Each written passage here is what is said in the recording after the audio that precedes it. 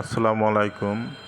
তো দেখেন এই ভাইটার পায়ে আসলে ইনফেকশন হয়ে গেছে।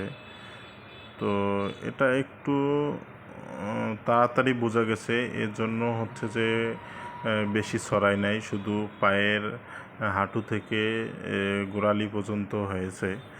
তো এই ক্ষেত্রে একটু সতর্ক থাকবেন আপনারা, কারণ হচ্ছে এই ইনফেকশানটা রক্ত প্রবাহের মাধ্যমে শরীরের এক প্রান্ত থেকে অন্য প্রান্তে চলে যায়, তখন কিন্তু আপনি অসহ্য হয়ে যাবেন, পুরো শরীর ইনফেকশন হয়ে যাবে, তখন আসলে কিছু করার থাকবে না। তো এজন্য সবসময় সাবধান থাকা উচিত আমাদের, ছোট বড় যেটাই হোক না কেন সাবধান থাকতে হবে।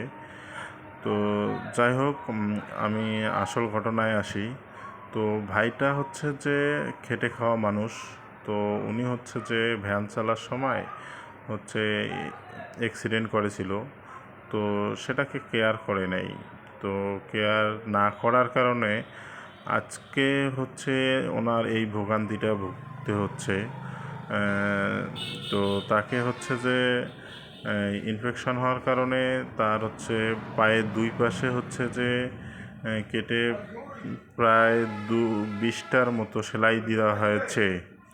তো যাই হোক, এখন তার প্রতিদিন হচ্ছে যে ড্রেসিং করতে হচ্ছে, অনেক কষ্ট করতে হচ্ছে। তো এখন সবচেয়ে বড় বিষয় হচ্ছে উনি হচ্ছে খেটে খাওয়া মানুষ, এখন বসে বসে খেতে হচ্ছে, বিভিন্নভাবে হচ্ছে যে টাকা অ্যারেঞ্জ করতে হচ্ছে, নিজের খেটে খাওয়ার জন্য সম্বল যে ভ্যানটা সেটাও বিক্রি করতে হচ্ছে, গরু ছাগল এগুলো বিক্রি করতে হচ্ছে। তো যাই হোক, আপনারা একটু সতর্ক থাকবেন, ছোট্ট ছোট্ট বিষয়কে ছোট্ট মনে করবেন না, অবশ্যই ডক্টরের পরামর্শ নেবেন, তখন অবশ্যই ভালো থাকবেন। কারণ যদি এই ভাইটা তখনই হচ্ছে যে ডাক্তারের পরামর্শ নিত, তাহলে আজকে এই ভোগান্তি বা ফ্যামিলিগতভাবে এতটা বিপর্যস্ত হতো না। তো যাই হোক, ইনশাল্লাহ সবাই ভালো থাকবেন, নিজের শরীরের প্রতি খেয়াল রাখবেন, তাহলে ইনশাল্লাহ কখনো প্রবলেম হবে না।